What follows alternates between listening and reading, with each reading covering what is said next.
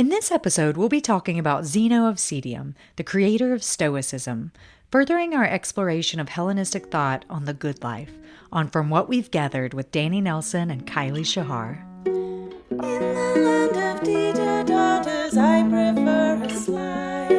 Turbulent or gentle waters, let's go for a ride. Hi, Kylie. Hi, Danny. Today, we're going to have a soup-er episode because we're talking about soup. I love that we're starting our episode with a discussion of soup. I know, and this is what no one expected. They're like, I thought this was a philosophy episode. Mm-hmm. Well, guess what? It still is. They can both be in the same episode. A couple thousand years ago, there was this guy, Zeno of Citium, and he was the creator of Stoicism. But before he got around to making a philosophical school that would be like the number one philosophical school for hundreds and hundreds and hundreds of years, he was just some kid who was the son of a merchant who was like, look at me, I'm going to be a merchant too. I'm going to put all of my money and inheritance into this boat of fancy things, and I'm going to go sell them. Nice. So he goes to go sell them, and his ship sinks. Oh, no. And he loses everything. He survives, makes his way to Athens. And while he's in Athens, being like, woe is me, what am I going to do now that my life has completely been derailed? He's like, he talks to a bookshop owner, and he's looking at Socrates. And he's like, Socrates was awesome. Where is the Socrates of today? Yeah. That shopkeeper was like, you should go hang out with the Cynics. He goes and hangs out with the Cynics. He's hanging out with them, and as you guys know, because you listened to the last episode, or 2 episodes ago, about Diogenes, you know, they are very much against being embarrassed by anything in society. Like, you should not be embarrassed by anything. And so, Zeno was a pretty modest guy. He always dressed like very, like, not like nice clothes, but very modest, like not flashy at all. And he was sort of not shy, but reserved kind of person.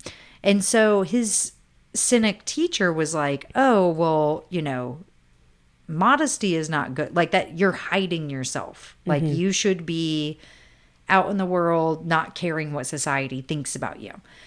So in order to like kind of, you know, a prescription for this modest behavior was he made him carry around a bowl of soup, a pot of soup. Mm-hmm. And the idea was like, he's walking around to and fro with this soup. You know, it's hot. It's open lid. He might drop it. People are looking at him like, why are you carrying around soup? Weirdo. And Zeno's like, okay, it's fine sometimes. But then sometimes he'll like see his friends and he's like, oh, like I'm embarrassed that I'm carrying this soup. And so one of those times he's like, his teacher sees him trying to hide the soup. And so he smashes it. And the soup gets all over his clothes and everything. And Zeno hated this so much, he went and made an entirely new philosophical different philosophical school. But essentially, like, the reason that he did that was, you know, he was like, I don't like, this doesn't feel right to me. And so today, as a scenario, I made you carry around soup. Yeah, you did. And not just any soup. Zeno's soup. Which was, do you remember? Yeah, it was like a bunch of lentils, some root vegetables like carrots and leeks and and coriander, and raw coriander, which I did not know you could just chomp right into, but it's soft. Okay, you can eat coriander. It is its own taste. It's you know, kind of and vinegar. And I added a little bit of extra salt. Okay, I know. Hot commodity, salt. Yeah, salt back then. And so this was supposedly a recipe of what would have been like kind of the common. They can't know that this was Zeno's soup. Right. But don't you worry, listener. We'll have the soup recipe for you. You can make it. You can also carry it around if you want. What do you think you got out of carrying it around? Well... So, I mean, initially, you know, the sort of thought behind this activity is, you know, you might expect people, just as Zeno received, you might have expect to receive some like weird, odd glances. Like, why are you walking around carrying around walking around with a trough of soup. It was a very cute ceramic dish, but it really was open. Yeah, and it was quite large. I mean, it's large. Yep. So, I mean, I guess I was expecting maybe to be like looked at. Like, right. What are you doing? But, it's 2025. We were on a college campus. People pretty much just mind their business and have their headphones in, or are themselves eating a snack on the go, which you might have looking thought. at their phones. Or mostly looking at their phones. Yeah. Also, I'm in my mid-40s, which is an age where women just become invisible. No one can see me. Like, it doesn't... No. I could be doing, like, backflips with a hula hoop and holding the soup. My God. And no one would notice. No, people would be putting money in a hat. They'd be like, this is so cool. Actually, not on the Auburn campus. They'd be calling security and be like, there is someone panhandling. Yeah, right. On our campus. The circus is in town. Yeah, I also found, so we traded off like carrying the soup and kind of walking in a different direction so that we could see the crowd around, are people paying attention? Yeah. There are a couple of times when people actually did pay attention to us. Yeah. One was when Kylie started filming me. Yeah. Because she was taking a picture and then she started filming me. Yeah. Like literally the second your intention was to film me, everyone looked up. People noticed. Yeah. It's kind of, it was so subtle. Like the way that I was, it wasn't like a production.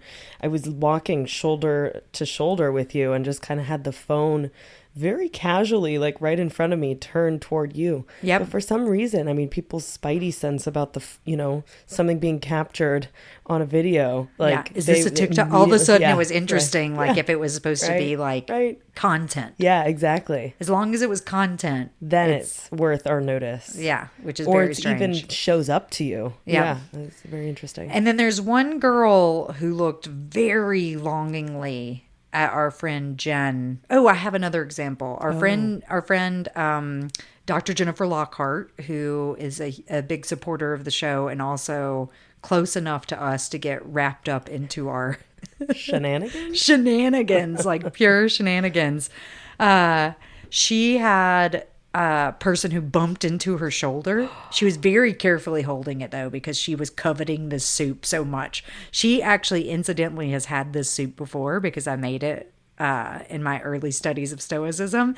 And so she was very excited about eating the soup. So she was like holding it carefully, but someone bumped her shoulder. And as they turned to kind of say they were sorry, they then saw the soup, looked at her in sort of a mystified, like, I don't even know what to say. I don't, didn't even say sorry for the bump because they seemed very mystified by there being soup in the equation. Yeah. But again, she was just excited that she didn't drop it because she wanted to eat it. Yeah. And then, there was one other girl who looked very longingly at the soup. But I think maybe she was a soup connoisseur. And she probably was like, what kind of soup Zeno you got? Soup? She thought, yeah, exactly. Well, Jen getting bumped into at risk of, spilling the soup is almost kind of symbolic, as a reincarnation of the actions of Zeno's teacher, who wanted to smash the soup in protest for his hiding it. Of course, Jen wasn't hiding it, but she was longing after it. She could have, she might have learned a lesson in the desire. Yes. And if you desire something too heartily. Yeah. And then you don't get it. Well, you're so disappointed. So maybe don't have the desire. Yeah. Maybe you don't have the desire. You don't get disappointed. Exactly. But also, if you don't have the desire, what about the excitement for the pleasure, the anticipation of pleasure of soup? This is life. The thing that's funny about this conversation is soup is such a low stakes thing to decide. Exactly. It's mostly only discussed in contexts of babies or old people.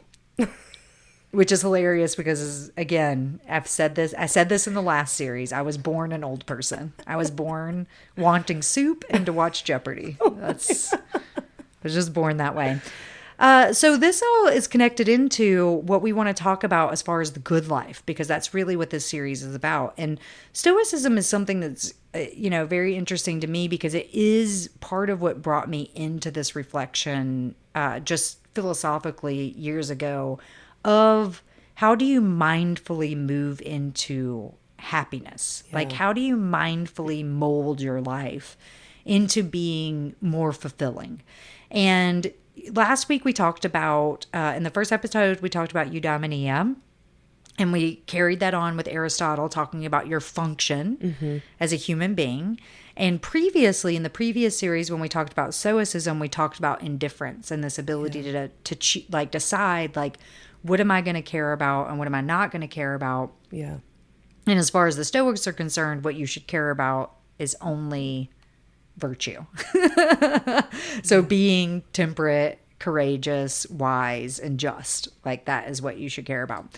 So part of what they prescribe within that, that kind of bringing your function as a human being to its pinnacle, is this idea that every day when you wake up, you should have a plan for how your day is going to be the most fulfilling. Like, how are you going to live this day in a way that connects with your long-term happiness and, in a virtuous way and in all those things. And so this is another part of that thing where they, it's philosophy is something you practice on a daily basis. It's something that you actually put intention, and it's not just a thought exercise. It's something that you think about and then do. Yeah. And so, this is executed in a lot of different ways. And with connecting the soup piece into it, and with the cynics, one of the things that Zeno took was like, hey, there's so much of cynicism I like. Yeah. Obviously, the sweet jokes that Diogenes was making. But to be witty, like there is something about, being wise that allows you to be witty in a way, right. But that getting closer to nature, so like shedding off like just worldly goods kind of thing, which is easy if you've lost everything. Right. It's really easy to be like, so just don't get that stuff to begin with.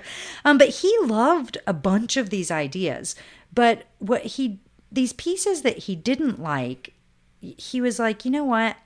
I want to take this and create a new way of looking at virtue, ethics, and philosophy, and the way we live that. And that doesn't mean remaking everything from the start. Right. For Zeno, it was like looking at all of the philosophical schools that were around him, assessing those through his understanding of virtue, and then trying to make a philosophical practice that was approachable for everybody. Yeah. So not just the people, like he was like, not everyone can go live in a jar in the square, in a tub, in a public tub, or whatever, the Diogenes was doing. Not everybody can do that.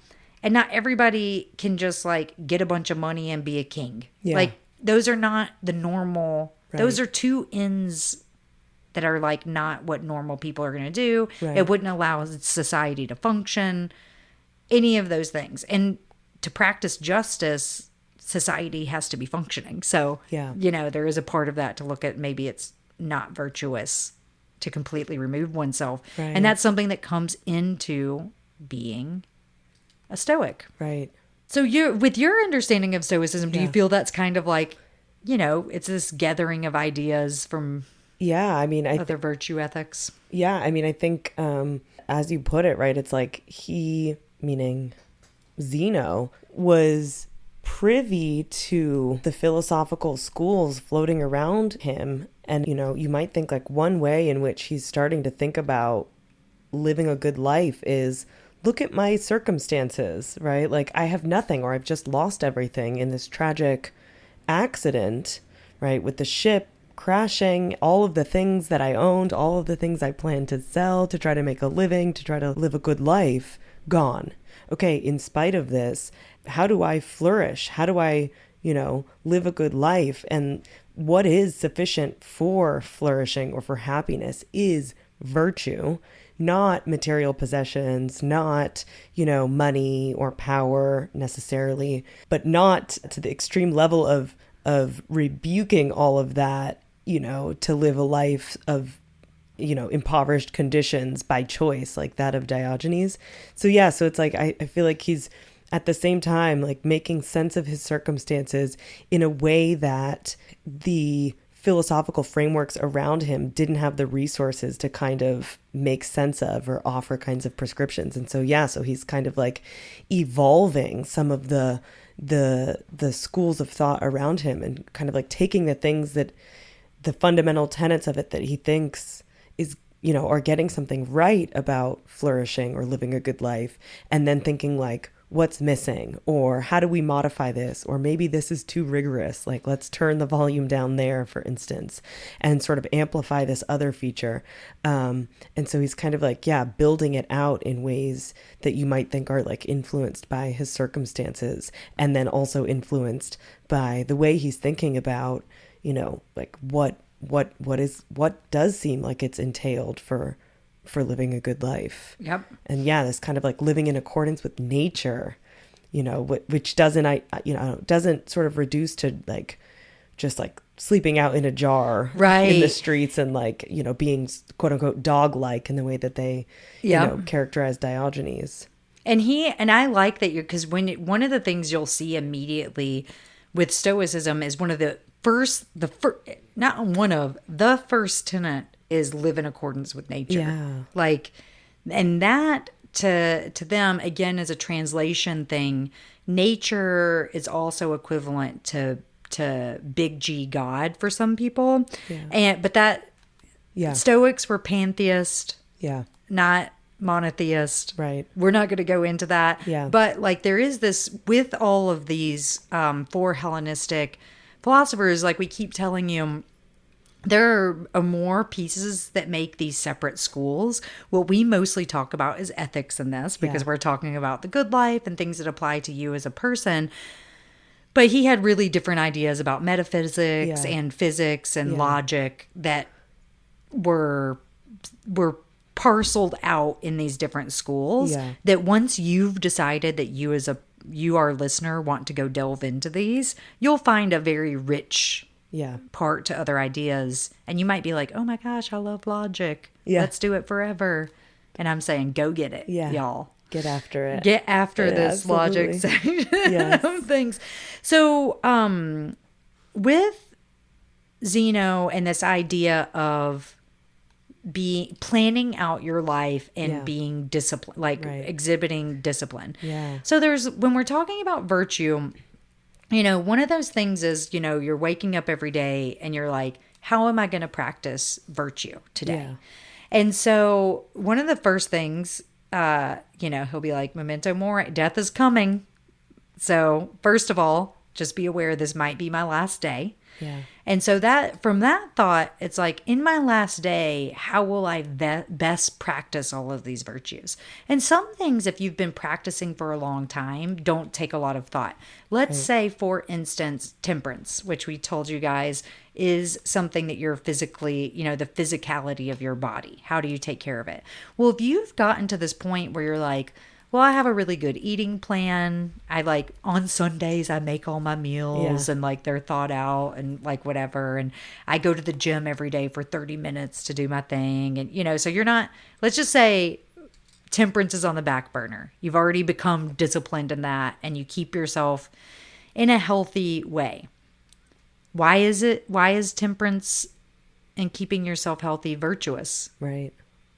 What makes it virtuous? Well, it makes you able-bodied for when you might need access to courage or wisdom or justice. Because if you're not physically well or physically capable, it's going to be hard to fight off the bad guy or wrestle your cat.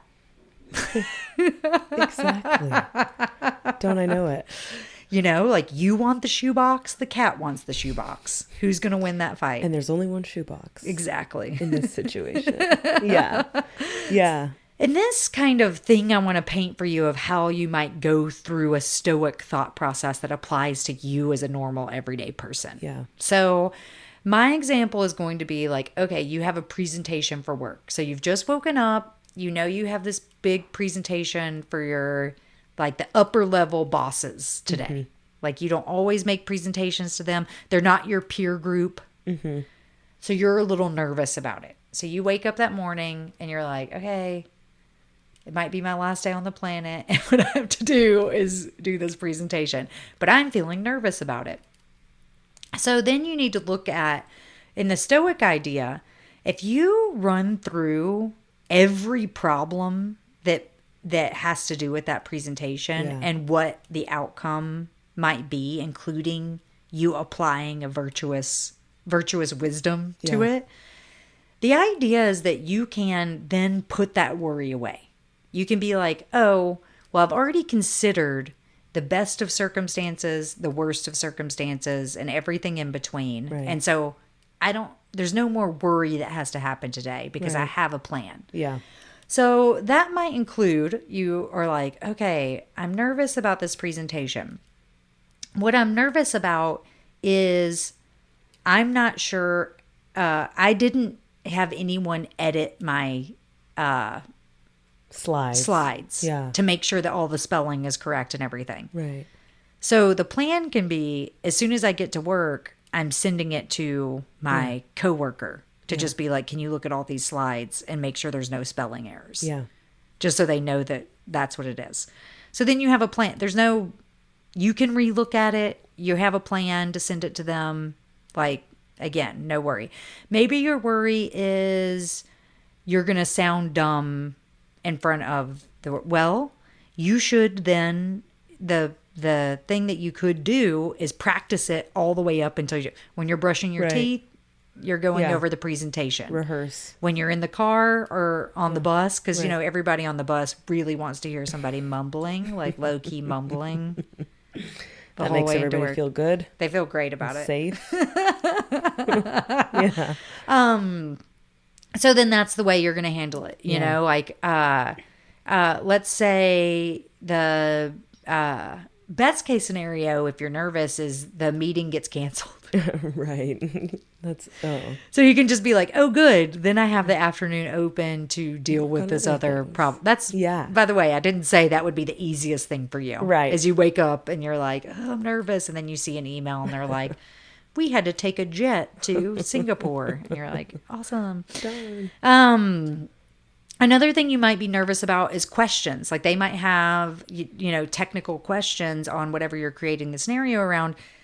Another answer to that could be like, okay, find a colleague who is the expert in what you're talking about. Right. So you have multiple people to kind of answer any of their questions they might have. It helps you look prepared. It helps you be able to be confident when you're doing your presentation because you know someone else can take up the slack. But this is an example of like in being intentional about your life in a way that allows you to make decisions about how you handle a situation. Right.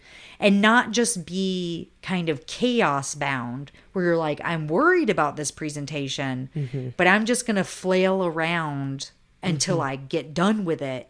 And afterwards, I might learn a lesson. Right. Yeah. That's not, a Stoic would never do that. Right. A Stoic person would always go into a situation with an intention. Right. That doesn't mean there's not stuff to learn. It just means that it's not surprising when something goes askew. Right. So I'm trying to mold this all down to a very simplified kind of scenario. Yeah. Do you feel like that kind of... Yeah. The intentionality of it? Yeah. Yeah, I mean, because it seems like one way you could go through life is just let things happen to you and just react like in the kind of way that, like, you know, my knee reacts to being hit in a certain reflex. It's like, it's thoughtless, it's instinctual, it's just mechanical. And then in some cases, like, that's precisely not the kind of reaction you should be having, some kind of like instinctual, mechanical, you know, kind of thing. So like you could go through life letting things happen to you and like just trying to catch up to everything and just flailingly react, and then that seems obviously like it's probably going to usher in other problems, more issues that then you'll let keep happening to you that you won't sort of.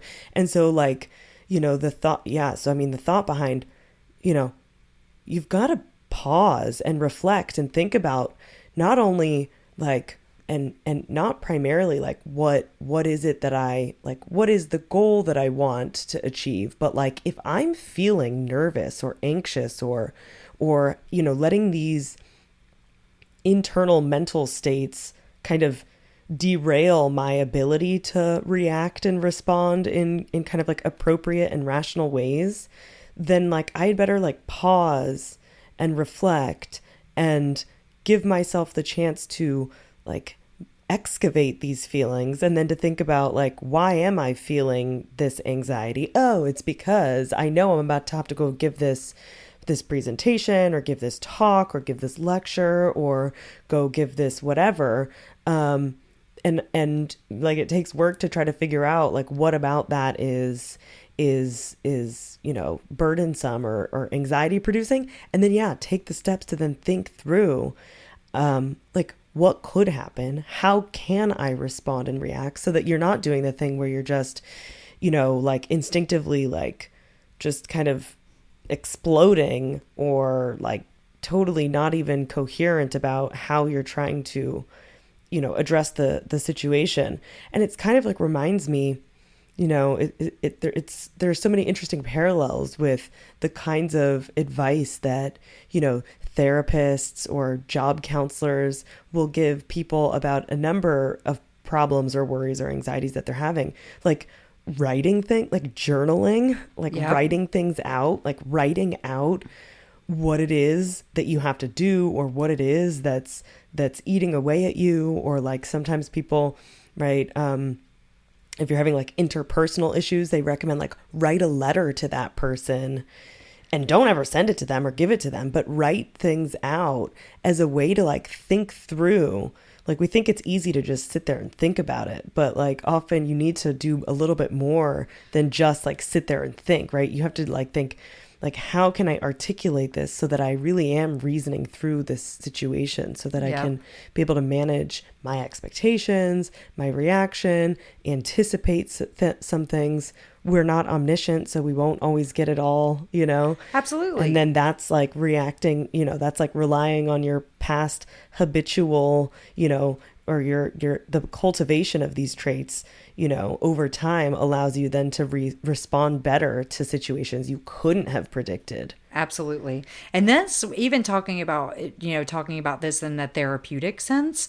One of the interesting things about Stoic practices is it was the basis of cognitive behavioral therapy. Yeah. Like that, if you go and look at the creation in the mid 20th century of CBT, they specifically cite Stoicism as being the primary influence for the practice.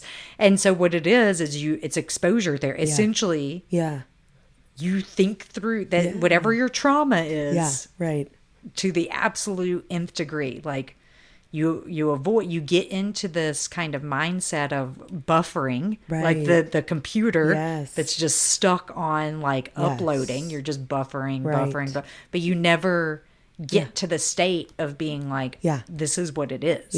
Because it's really easy to just be like, oh, I'm going to let my mind worry over this and never get to a conclusion. Like, and you see a lot of misery come from that. And that's what I want to bring this back to is like, how does this contribute to the good? How does being disciplined? Because there's a lot of times in life where you might think of disciplined as being like militaristic. Right. Or like, you know, whatever. I will say that and this word stoic now in society has really come to be this kind of like straight-faced sort of Ron Swanson from Parks and Rec. That's Nick Offerman. If anybody doesn't watch Parks and Rec, then you should turn this off immediately. Go and watch whatever 7 seasons. No big deal. And then come back to this. But it's become to mean this kind of like, you know, person. But that's not necessarily what Stoicism is. Like, obviously, to me, I guess it's obvious. You can be very joyful and disciplined at the same Yes, time. totally. It actually clears your mind to make you available Right. to be more happy and to Yeah. be more observant of beauty. What kind of gives it that reputation of militaristic or straight-faced or whatever is the idea of this considerate. Like, you are supposed to stop and decide how you are approaching a situation. Yeah. And many times that can look very withdrawn. But that's not necessarily like the practice of it. Right. Like that might be a person type that it comes to easily. Yeah. But the practice of it is more about I think more connected to like Eastern style mindfulness of just living a life of intentional behaviors and a desire of what you want your life to look like. Yeah. And I think that that is something that you're going to get by having this soup. Turns out all you need is some lentil soup. All you need is some lentil soup, no problem, and it will happen to you. So we're going to give you guys for your activity this week, we're going to give you this, the recipe. I'm like, we're going to give you this menu item. No, I am not sending you soup. You're going to make it. You're going to make it. You're going to be disciplined about making it. It's very easy to It's make very easy. because it only has like 7 ingredients. So it Nice. actually is very easy to make. But the big thing is you cook the lentils until they're done essentially. And then you put the veggies in for a very short time. So the veggies are a little bit kind of on the like crunchy side Right. of veggie eating, Yeah. which is delicious. Yeah. Nice. I think personally. Yeah. Agree. It's not, all mushy. A soggy carrot? I mean, It could be good. It could be good. I'll have an overdone roast. I will. Roasted carrot. Me too. If you invite me over.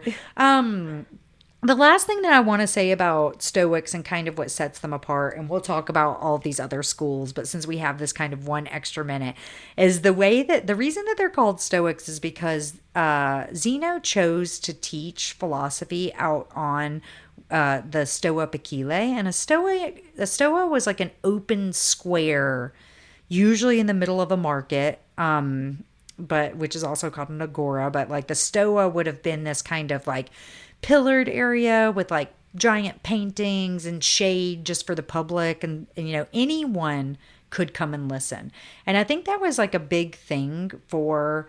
It started with cynics too, because the cynics would walk in the street just teaching philosophy and stuff. But he wanted anyone, slaves, women, whomever, not that women or slaves had the time to come and just hang out and listen to philosophical talks very much. Yeah. But he wanted, if they could, they were allowed to come and listen to him talk in public. Whereas the other, a lot of other philosophers are creating these very withdrawn schools. The academy is something that's very private. The Lyceum is something very private. The garden is something very private, although also allowing men and Occasionally. women and slaves. But we'll get into that with Epicurus. But I just wanted to say, like, this is for everyone. Yeah. Like, this is a practice that Stoics very specifically wanted to, and that's what really made it popular for around 600 years. Yeah. Is that it was something that was approachable and you could easily understand. Because don't forget, this is before printing. Right. So if someone just wants to pass off these kind of ideas of following a virtuous lives, this is something you can consider without someone telling you every day how to do it. Yeah. From What We Gathered is brought to you with gratitude by Tyler Olson, our sound producer, editor, performance wrangler, Danny Nelson, co-host and producer, and me, co-host Kylie Shahar. A special thanks to Sam Fisher for our music, and thank you to those from whom we've gathered, our teachers, scholars, historians, lovers of wisdom, the internet, and of course, thank you, our listeners.